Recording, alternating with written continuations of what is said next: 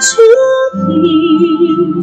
I always resign to thou direct and cover all and sway to what thou wilt command, and I obey only thy grace. Thy love for me bestow, these make me rich, all else will I forego. To thou direct and govern all and say, do what thou wilt command, and I obey only thy grace. Thy love for me bestow, these make me rich, all else will I forego.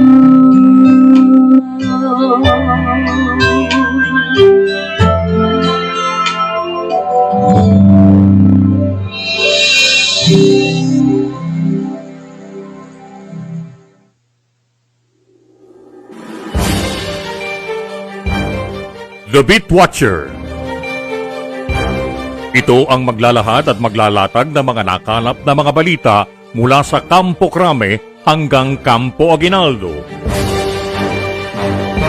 The Beat Watcher, magbibigay daan sa mga kaganapan sa silangang bahagi ng Kalakhang, Maynila hanggang sa lalawigan ng Rizal.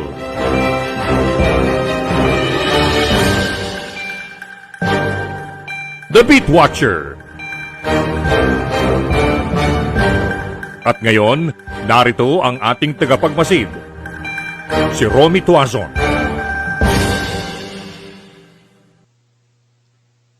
Yes, magandang hapon po. Ayan, hapon na naman tayo.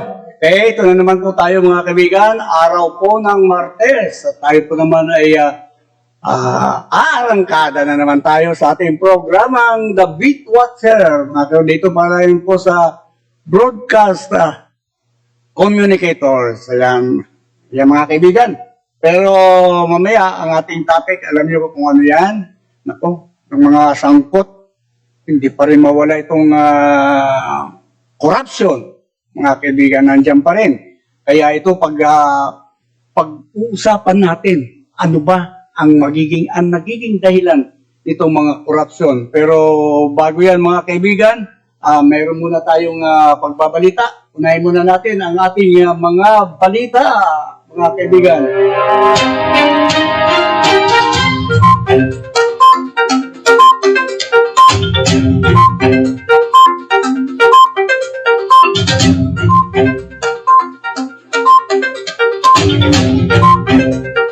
Magandang balita muna mga kaibigan.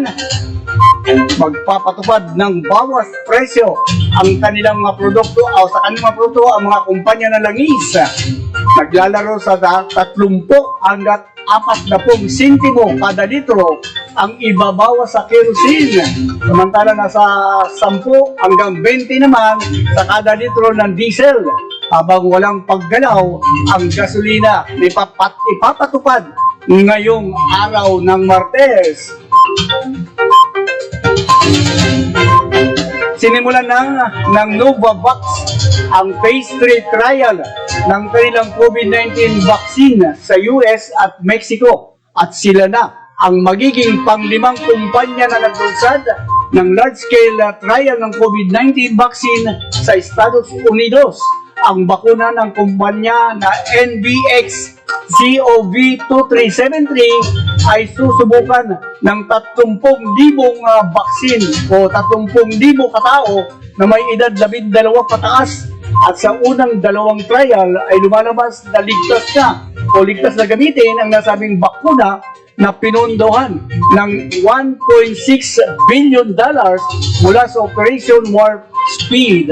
Bukod sa US at Mexico, ay magsasagawa rin ang kumpanya ng phase 3 clinical study sa United Kingdom, Australia at South Africa.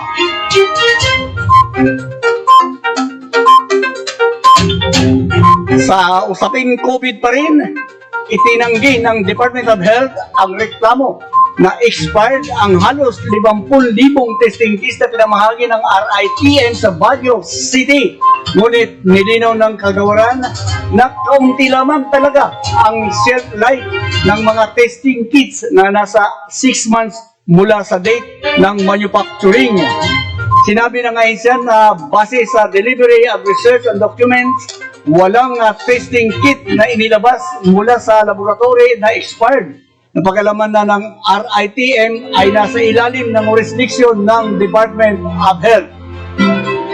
Nauna nang inireklamo ni Baguio City Mayor Benjamin Magdalong na expired ang RT-PCR test kit na pinamahagi ng mga private testing laboratory sa kanilang lugar at kinakailangang imbestigahan na ito. Nasabing insidente, lalo pat kanila nang ipinaabot sa RITM at Interagency Task Force ang nasabing report.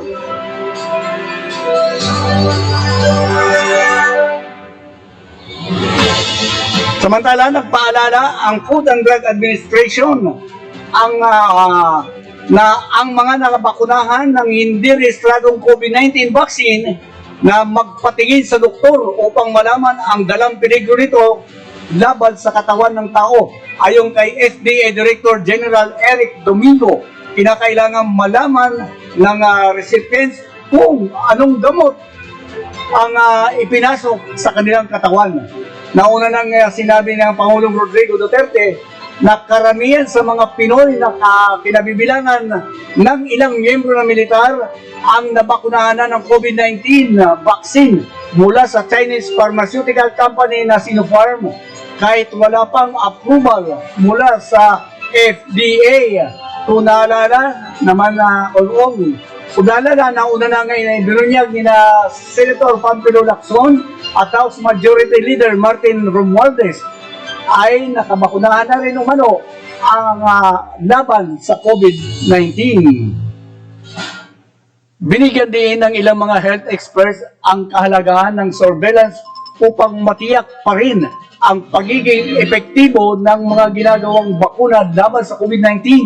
Sarap na rin ito ng bagong variant ng naturang virus na kumakalat na rin sa ilang parte ng mundo, makaran unang matuklasan ito sa United Kingdom. Ayon kay Dr. Edsel Salvania, isang infectious diseases expert, magiging basyan ito ng mga siyentipiko at maging ng gobyerno upang mabago pa ang development ng mga bakuna.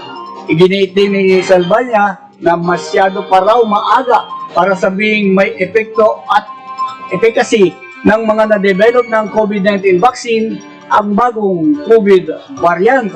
Sa panig naman ni Dr. Socorro Escalante, Philippine representative ng World Health Organization, bagamat hindi pa batid na ngayon kung ano ang magiging epikasyon ng mutant na efficacy ng mga bakuna, importante na ngayon pa lamang ay mapigilan ang transmission o pagkalat ng virus. Tiniyak naman ni Health Secretary Francisco Duque III na hindi defenseless ang bansa kahit na may bagong strain ng COVID-19. Samantala, sinimulan na raw ng investigasyon ng Food and Drug Administration ng di umano'y illegal na inoculation o pagbabakunang kung saan ginamit ang hindi pa otorisadong bakuna mula China.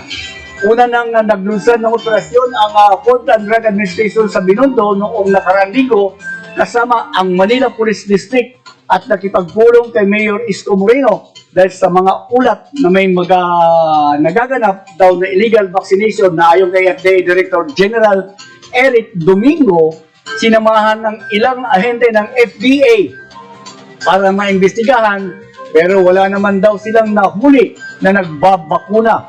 Wala rin daw silang nakitang supplies ng mga bakuna. Pagtitiyak pa ni Domingo, na nag-iimbestiga ang Regulatory Enforcement Unit ng ahensya sa mga natatanggap nitong mga lead at report mula sa social media.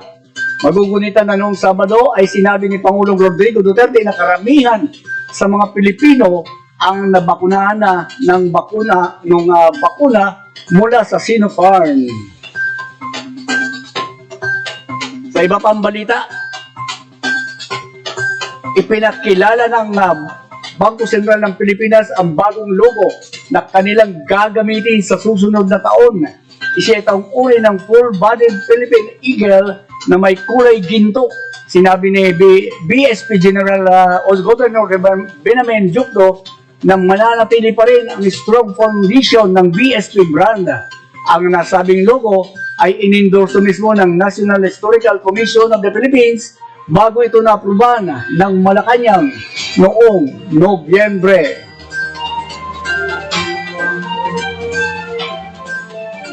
Alauna 17 na po ang oras natin ng unang hapon.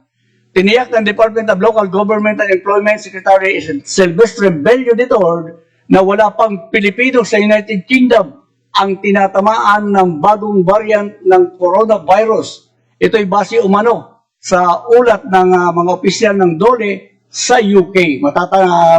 Magpupulong din niya ang Interagency Task Force ngayong araw para talakayin ang travel restriction para sa mga biyahero na nagmumula sa ibang bansa na may naitalang kaso ng bagong COVID-19. Posible raw na magkaroon ng desisyon mamaya para sa mga lugar na mayroong kaso ng bagong variant ng coronavirus gaya ng Australia, Singapore at Japan ay ikukonsidera na rin isama sa travel ban. Una nang sinabi ni Pangulong Presidential Spokesperson Harry Roque na ang mga pasahero na naman gagaling sa mga bansa na may bagong variant na ng coronavirus mula UK ay kakailangan na rin sumaylalin sa mandatory 14-day quarantine pagdating sa bansa.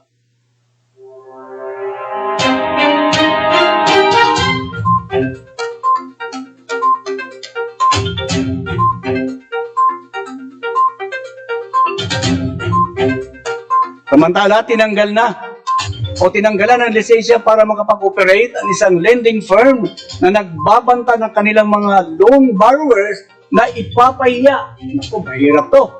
Dahil sa kabiguan makapagbayad ng kanilang utang. Sa isang pahayag, sinabi ni Security and Exchange Commission na tinanggalan na nila ng Certificate of Authority ang Super Cash Lending Corporation, bunsod ng unfair debt collection practices.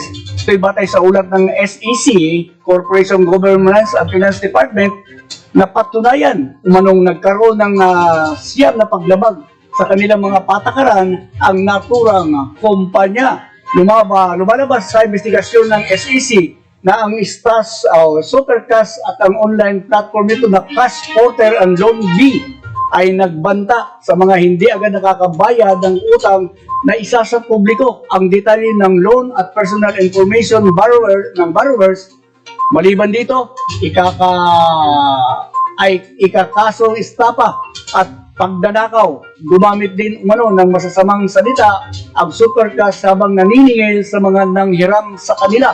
Ayon sa SEC Commissioner Calvin Lee, inirerespeto nila ang ilang estratehiya ng mga kumpanya, ngunit dapat matiyak na hindi lumalabag ang mga ito sa karapatang pantao.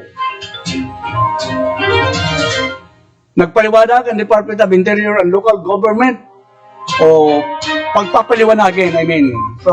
pagpapaliwanagin ng DILG ang mga opisyal ng Parañaque City at lungsod ng Maynila dahil sa pagsasagawang mass gathering sana magdudulot ng paglabag sa health protocols. Sinabi ni DILG Undersecretary at Spokesman Jonathan Malaya na posibleng managot ang mga government opisyal at mga kapulisan ng nabanggit na lugar.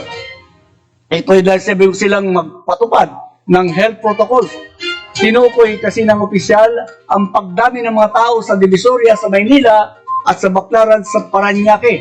Paiimbestigahan na rin niya ng DILG Secretary Eduardo Anyo sa PNP, Joint Task Force COVID Shield, ang pagtitipon ng religious group na El Shaddai sa Baclaran. Inaasahan sa araw na ng Bureau of Immigration na hanggang sa susunod na taon ay mababa pa rin ang bilang ng mga international passenger na papasok dito sa Pilipinas.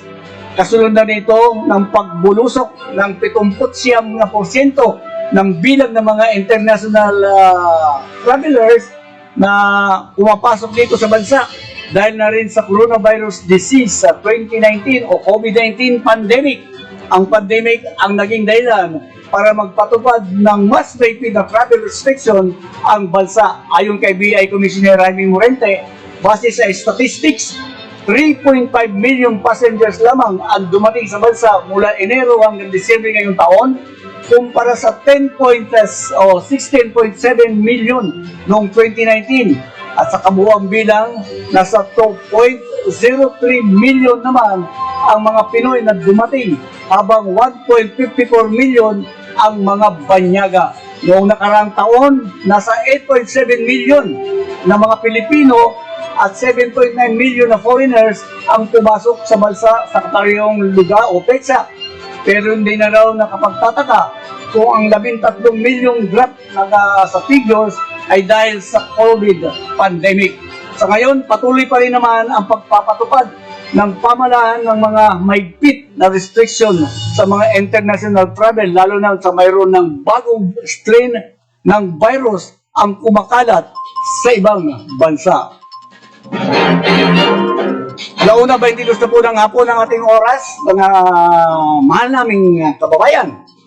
Tiniyak ng Philippine Institute of Volcanology and Seismology na walang banta ng tsunami sa Pilipinas kasunod ng naranasang magnitude 0.68 na lindol sa Chile.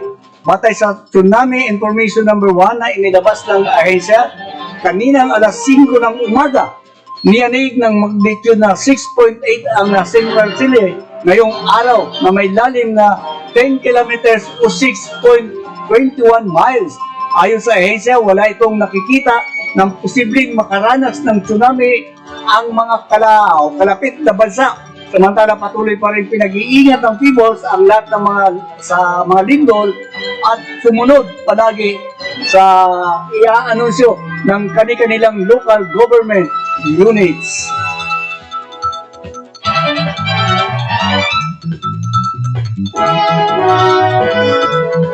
Magpupulong ang Department of Health at Anti-NGRC Task Force upang talakayin ang travel restrictions kasunod ng mga ulat na na-detect na marami pang bansa ang may bagong variant ng COVID-19 na nagmula sa United Kingdom.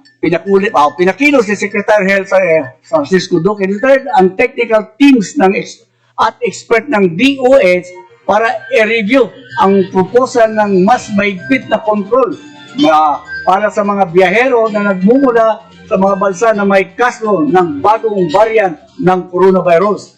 Ilalatag naman ang magiging rekomendasyon ng mga eksperto sa magiging pagpupulong ng IATF sa Disyembre o ngayong Disyembre. Patuloy na nakikipag-ugnayan na rin ang Department of Health sa World Health Organization para bantayan ang mga bansa na nakapagtala na rin ng mga kaso ng bagong variant tulad ng Hong Kong, Singapore at Australia. Posible umano na magpatupad na rin ng travel restrictions sa lahat ng pasahero na manggagaling sa mga bansa na mga bansa na talagang hindi na ba o na nabanggit sa Asia.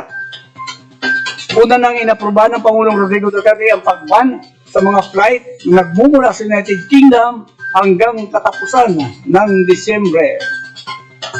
Sa mga police report, isang bahay ang sinira ng landslide sa sitio ng Kipwek sa barangay Lumbak sa bayan ng Lake Cebu na may-ari ng isang Bobby Ugal, 24 anyos na may asawa at residente na sabing niya lugar. Ayon kay Lake Cebu City Mayor Floro Gandam, dahil umano sa gabing-gabi pagbuhos ng ulan ang naging dahilan ng landslide.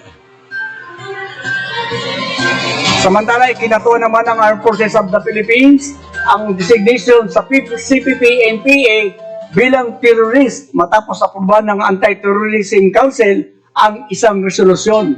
Ayon kay AFP spokesperson Major General Edgar Arevalo, napakahalaga para sa militar ang designation ng CPP-NPA bilang terrorist dahil malaking impact ito sa pagpapatuloy ng military operation laban sa komunistang grupo. Nilinaw din ni Arevalo na magkaiba ang designation at proscription. Ang designation ay pwedeng gawin ng Anti-Terrorism Council. Dahil sa deklarasyon, may kapangyarihan na ngayon ang Anti-Monetary Laundering Council na silipin ang mga deposit ng ilang mga miyembro ng NPA na maaaring freeze ang kanilang mga asset para hindi magamit ang pondo sa paglaban sa gobyerno. Sinabi ng Arevalo na nililikom na pondo ng NPA ay mula sa kanilang sinasagawang extortion activities na ginagamit ng pambili ng armas at mga pampasabog. Samantala, inamin din ng Philippine Army Chief Lieutenant General Cirilito Subihana na may report na may ilang mga sundalo na ang nabakunahan ng COVID-19 vaccine. Batay ito sa naging pahayag mismo ni Pangulong Rodrigo Duterte na nabakunahan na gamit ang Sinopharm vaccine mula sa China at ilang unit ng AFP. Sinabi pa ni Subihana na may alam siyang unit sa AFP na kinabibilangan ng mga opisyal at enlisted personnel ang nagpabakuna sa hindi na pag-alangan ang magiging epekto nito sa kanila sa mga sundalo na nabakunahan dahil maayos naman na naipaliwanag ng mga doktor at wala siyang nabalitaan na nagkaroon side effect sa kalusugan ng mga sundalong nabakunahan ng Sinopharm vaccine.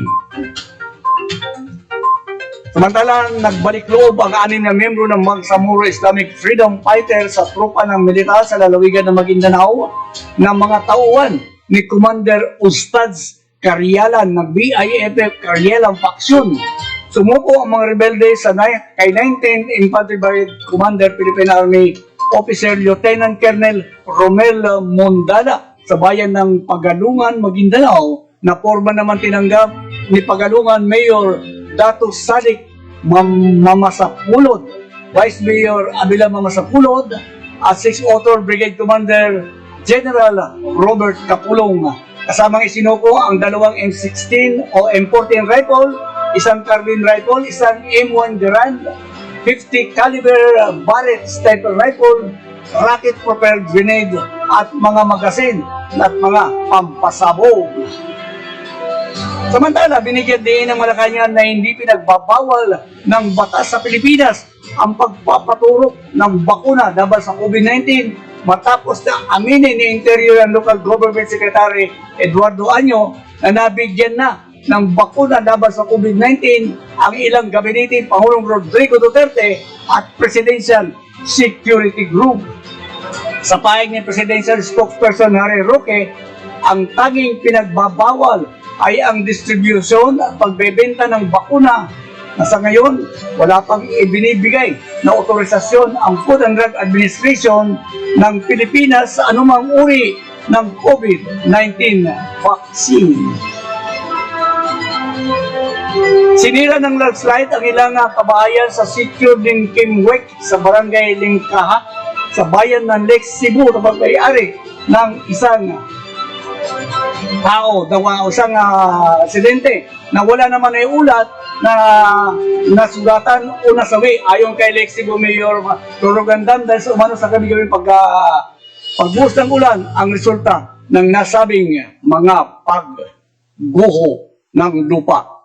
Inamin din ni Philippine Army Lieutenant General Sergio Duana na report na bagamat mayroon ng mga naturukan ay patuloy pa rin na dumadagsa ang mga militar at nais pa rin na magpaturo.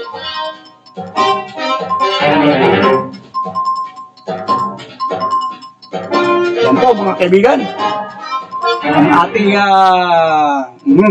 mga balita. Ngayon naman ay punta na po tayo doon sa ating special na topic mga kaibigan.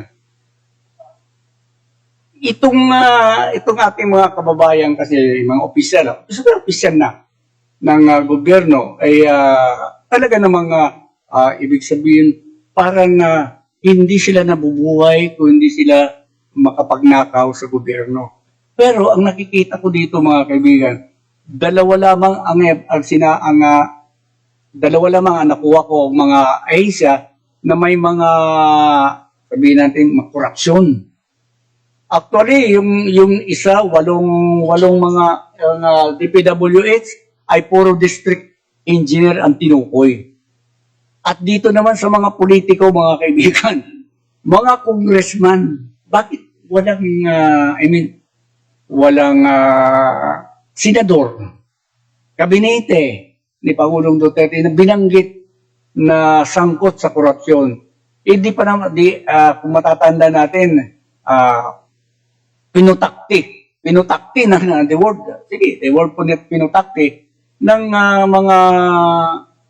social media ang managanap na katiwalian, pagnanakaw ng ilang bilyon sa PhilHealth na hanggang ngayon na hindi pa rin matukoy kung nasaan na. Marami pa mga tawag doon. Marami pang mga anomalya na nabulgar. Ito ngayon, siguro hindi naman natin pwede naman natin pangalanan na sila kasi nga sinabi na po ng Pangulo. Hindi ako ang nagsabi niyan, kinuha ko lang ngayon sa sinabi ng Pangulo para ipabatid naman sa inyo. So lalo sa mga hindi nakapanood o hindi nakapakinig sa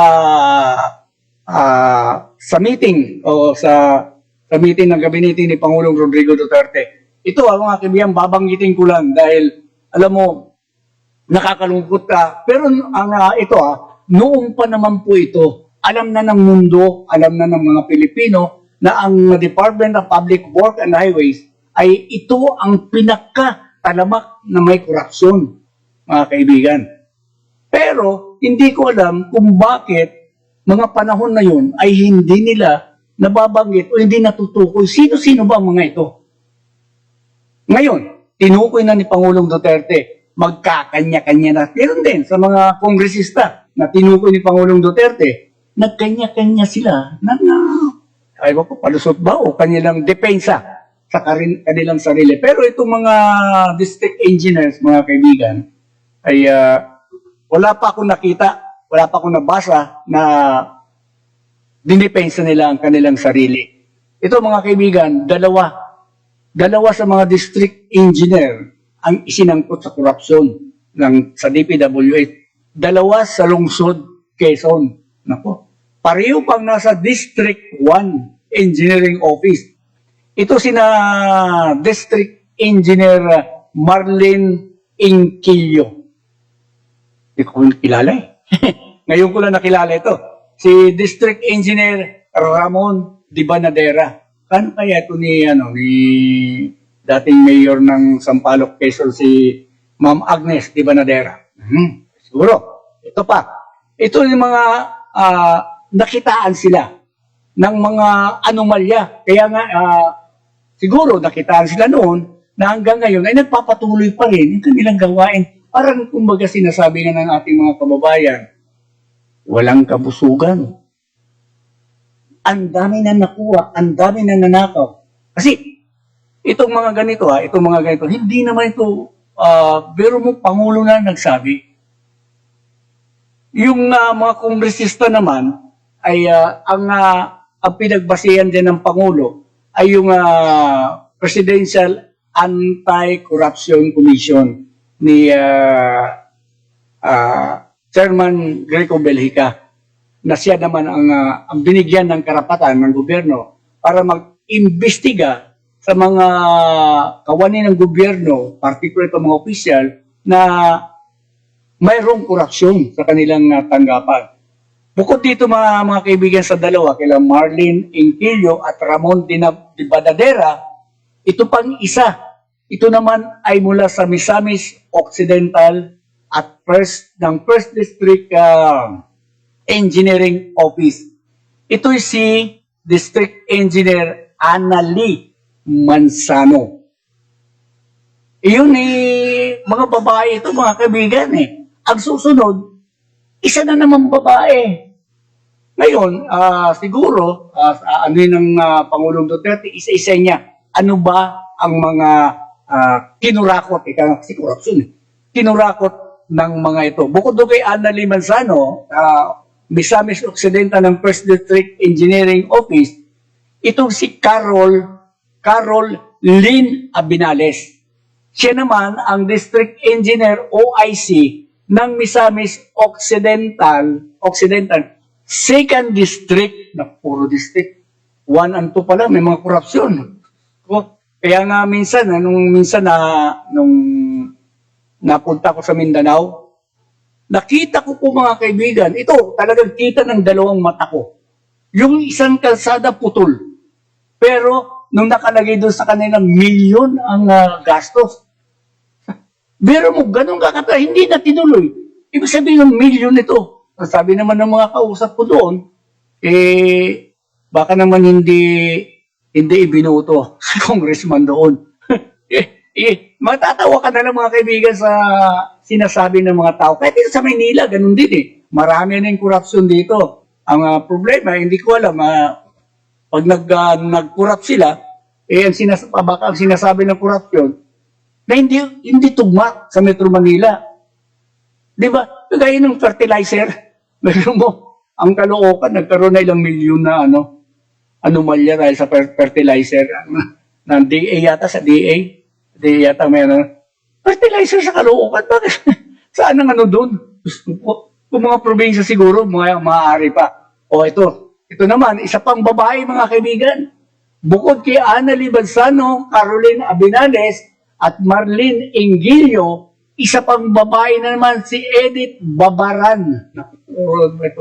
Akala ko idilalagay ng mga tao, ng ating pamahalaan, mga kababaihan dahil hindi nangungurakot. Pero bakit ito? Puro babae. Karamihan babae. Mayroon pa. Si Edith Babaran ng Isabela 3rd District Engineering Office 3rd District. Ilan ba ang distrito ng Isabela? Hala. Baka susunod, babae na naman pag nagkaroon na naman, nabanggit na naman ni Pangulong Duterte o nagdagdag ang Pangulo ng mga ganitong uri ng mga anomalya o gumagawa ng anomalya. Sumunod dito kay Edith Babaran ng Isabela, isa pa rin taga Isabela. Ito, iwan ko bakit. Kasi probinsya kasi mga kaibigan Probinsya, parang akala siguro nila, ligtas sila at hindi sila makikita, ang tawag dun, hindi sila madidetect, ika nga. Isabela na naman mga kaibigan, si District Engineer Edmundo de Luna. Siya ang District Engineer ng 4th District ng Engineering Office ng Isabela. Naku, Isabela rin. Yung isa 3rd, yung isa 4th. Gusto naman, ano ba naman kayo? Hindi wala ba kayong kabusugan? Ang tagal nyo na yata dyan sa inyong pwesto sa pangurakot. Hanggang ngayon, andyan pa rin kayo. Sumunod dito mga kaibigan kay Edmundo de Luna, si Ireneo Galliato. Siya naman ang District Engineer ng Benguet 1st District Engineering Office.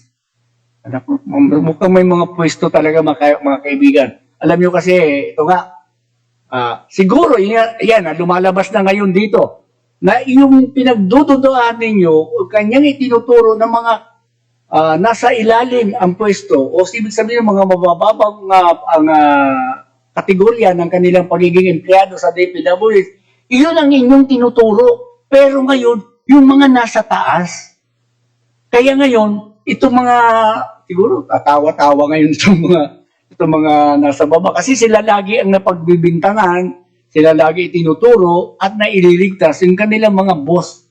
Pero ito ngayon mga kaibigan, puro district engineer po ito. Hindi po ito mga ordinaryong empleyado lamang ng DPWH o mga kontraktor o anuman yan na nangungurakot.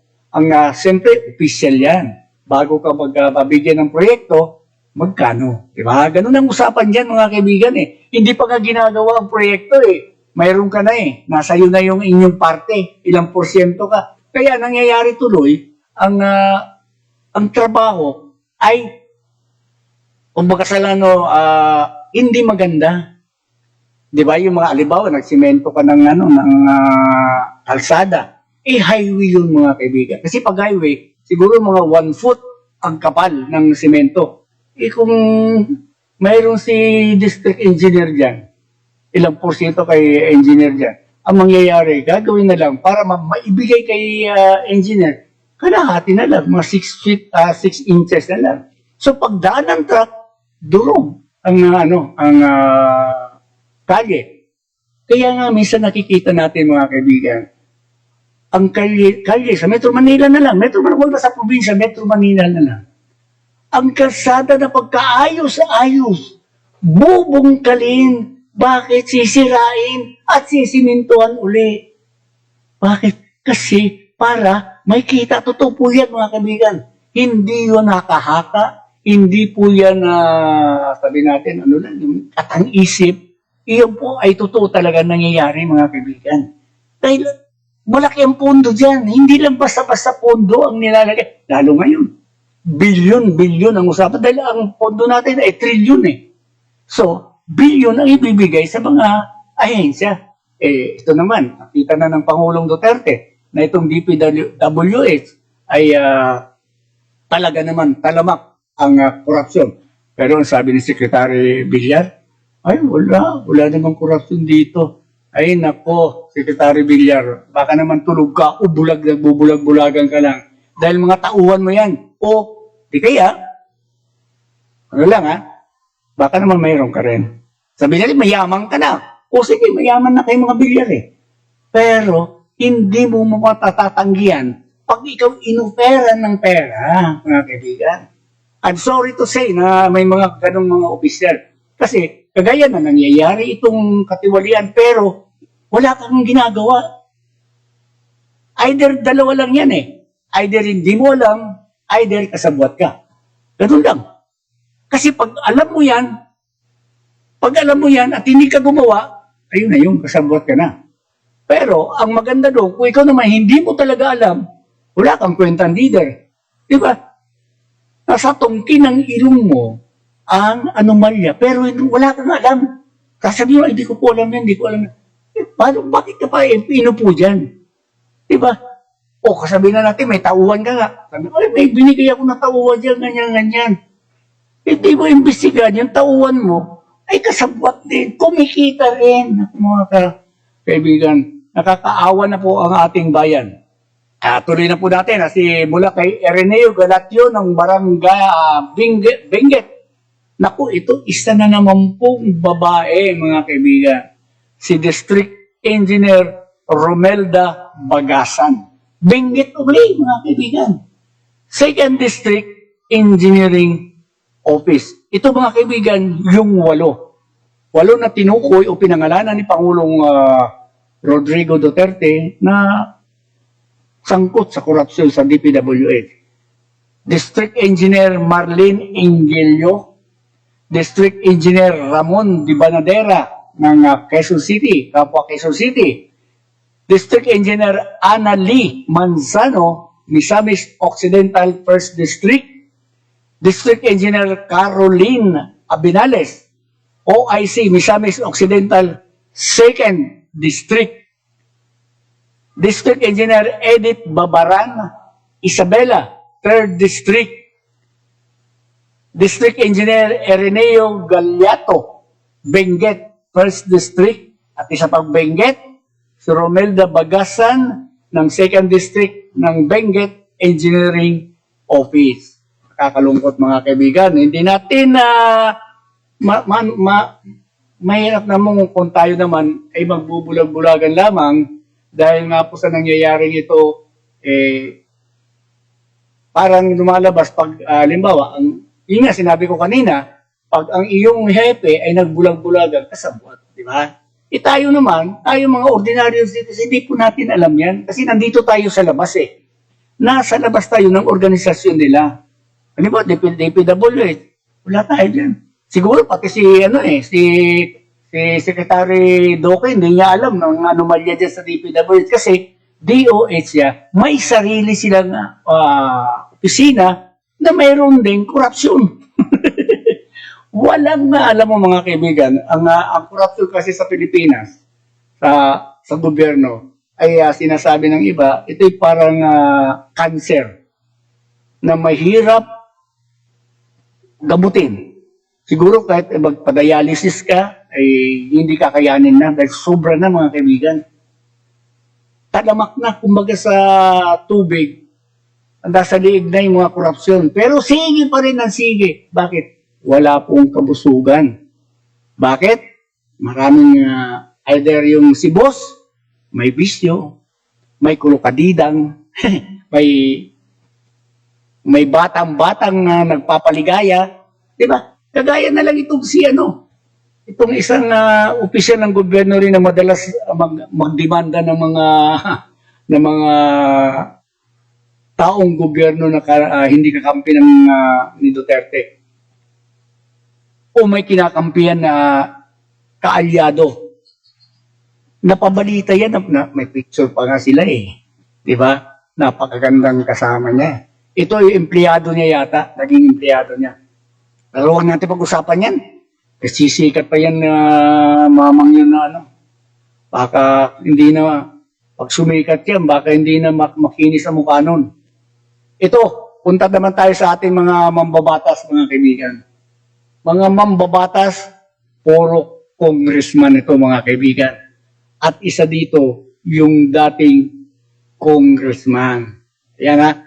Sige, papangalanan natin, at pinangalanan na rin lang ni Pangulong Duterte, siguro naman, bilang media, ay mahirap naman kung itatago ko rin ito. Parang lumalabas, itinago ko ito, kinakampihan ko itong mga ito. Nabagamat, ito unahan ko na, sinabi ng Pangulong Duterte, o kanyang nilinaw, ang sabi niya, na bagamat, kasama ang kanilang mga pangalan dito sa lista nito, hindi naman daw nangangahulugan na may matibay na ebidensya laban sa kanila.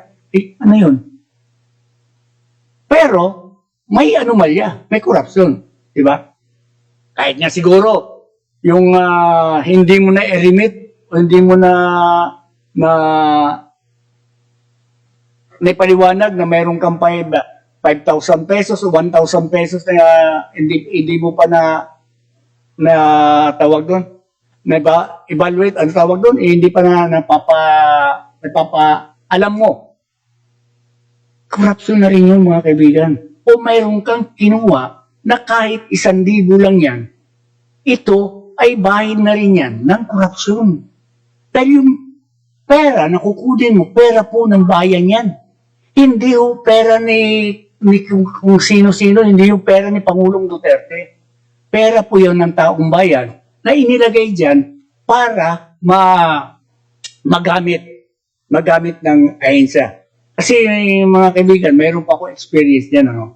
Nung panahon ni Pangulong Marcos, nasa Comelec po ako. Dahil ang bayaw ko po ay komisyoner. Siyempre bayaw. Huwa, halika dito ka dito. Yan. Special agent ako. Ang aking trabaho nun sa Cebu. Kasi taga Cebu sila eh. Taga Cebu yun. Cebu ang aking Alam mo ba, dito sa main office namin, bumili ng sala, bili ng mga appliances kasi may pondo eh. Pinundo ng Malacanang eh. Ito mga pondo-pondo yan para sa eleksyon. Pagkatapos ng eleksyon o pagkatapos ng iyong termino, yung binili mo, magiging sa'yo. Huwag lang isasakyan. Hindi siguro sa aircon, ano man yan ang gusto mong iuwi. Pwede mong iuwi kasi uso pa nung Betamax pa noon. Wala pang kung ano mga CD, kaya wala pa yan eh. Betamax. Ang daming Betamax. Ang rason, ang sabi sa amin, aminin ko, nakatanggap ako. Pero, ang sinabi ko naman sa kanila, na kailangan ko talaga. Napakipokreto ko naman kung hindi ko tatanggapin. Para sa'yo. Ito, magkano ito? 2,000. Okay na yan, kako. Baka kulang pa. Hindi, okay na po ito, kako. Bakit namimigay ng pera? Ang rason nila, magtatapos na ang taon. panibago na naman ng pondo. So, kailangan maubos lahat ng pondo para mabigyan uli ng panibagong pondo. Kasi kung may pondo pa, hindi ka bibigyan. Ganyan ang patakaran noon. Noong panahon ni Marcos yun. Kasi nasa Marcos pa ako noon eh. Doon. Hanggang sa, ngayon, pagtapos na ng kanyang termino, pag-alis niya, lahat ng kanyang binili na siya ang pumirma, siyang nag-request para bilhin, uwi mo. Ganyan ang patakaran. Noon, ewan ko lang ngayon, hindi ko na mano kasi wala na ako sa gobyerno. Unang-una, ganun din ang nangyari sa akin nung ako yung napunta ng Mindanao, nung pumasok ako sa serbisyo, sa militar. Marami. Kaya nga si Senator Trillanes naganduro eh. Diba? Nung panahon niya ni Gloria. Kaya nakita ko kay Trillanes, yung nakita ko noon, nung naandun ako sa loob. Sila, mas lalo nilang makikita kasi opisyal sila. Nasa taas sila eh. Kung basta nasa loob sila, kumbaga sa isang kwarto, nandun ka sa kwarto, kasama ka sa kwarto, hindi ka nandun sa sala, hindi ka nandun sa kusina. Nasa kwarto ka mismo. Kaya alam mo anong nangyayari. Kaya siguro nakita ni Senator Trillanes, ito ganito sa AFP, ganyan, anomalya. Patay. Ganyan din siguro ang nangyari doon sa Philippine Navy na bagong graduate ng PMA na napatay sa barko. Dahil may nakita yata siya anomalya.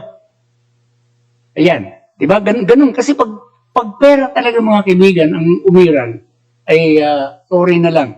Ito mga kaibigan, ito mga kongresista na papangalanan ko dahil pinangalanan na rin ni Pangulong Duterte para sa mga hindi pa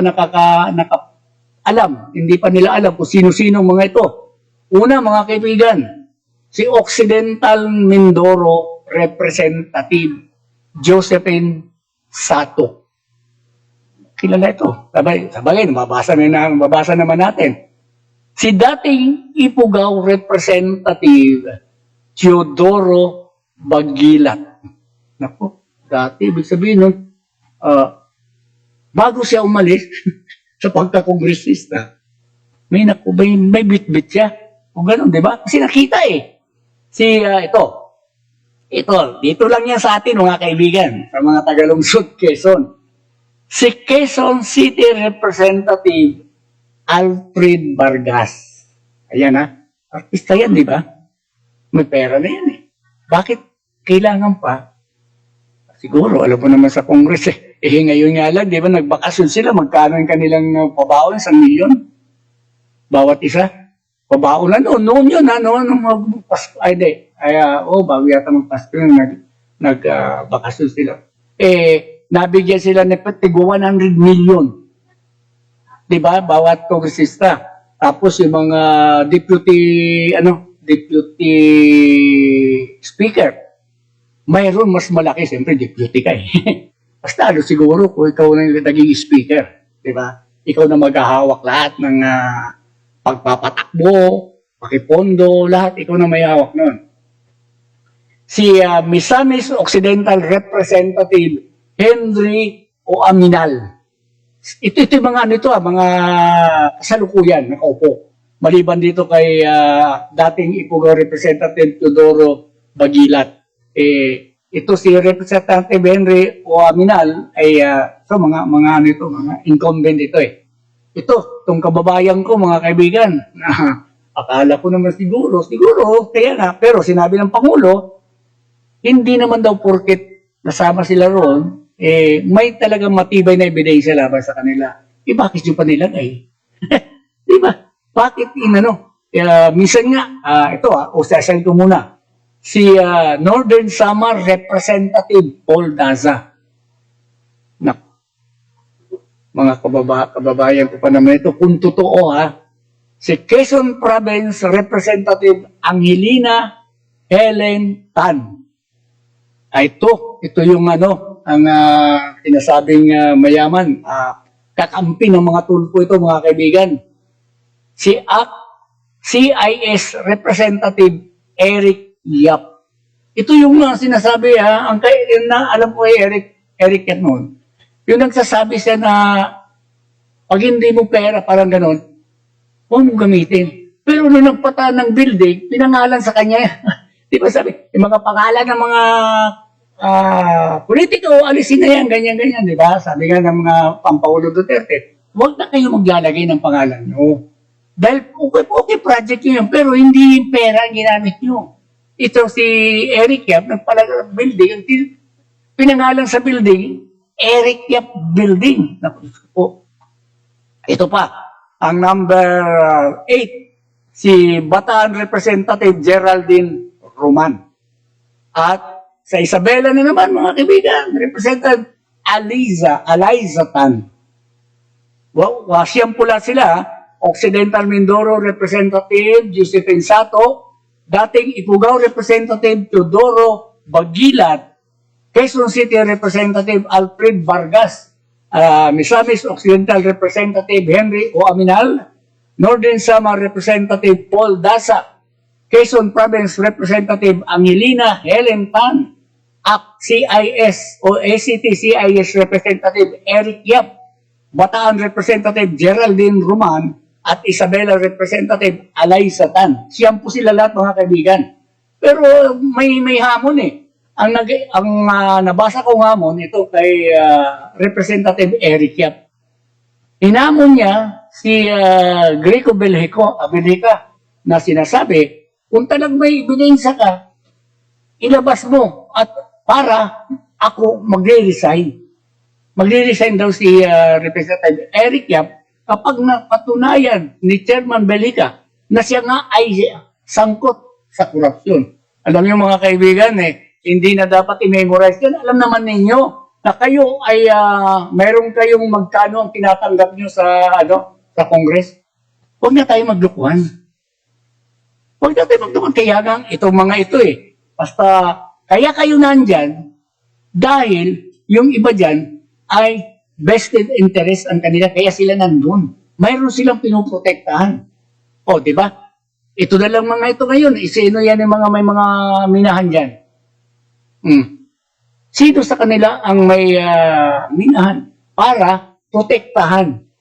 Kaya nga, sumisip-sip nila kay Pangulong Duterte to the point para hindi sila magalaw. Hindi magalaw yung kanilang mga negosyo. Illegal man yan o hindi. Kung hindi man illegal yan, kung iyan masilip, maaari may paglabag. Pag hindi mo may paglabag, may kulang sa inyong paghingi ng para mabigyan kayo ng operasyon. Mas lalo kung illegal. Di ba? Kung todo, sip kayo sa Pangulo. Dahil siyempre, parang utang na loob ng Pangulo. Pero pagkakalam ko, mayroong gano'n ng Pangulo, pero hindi lahat.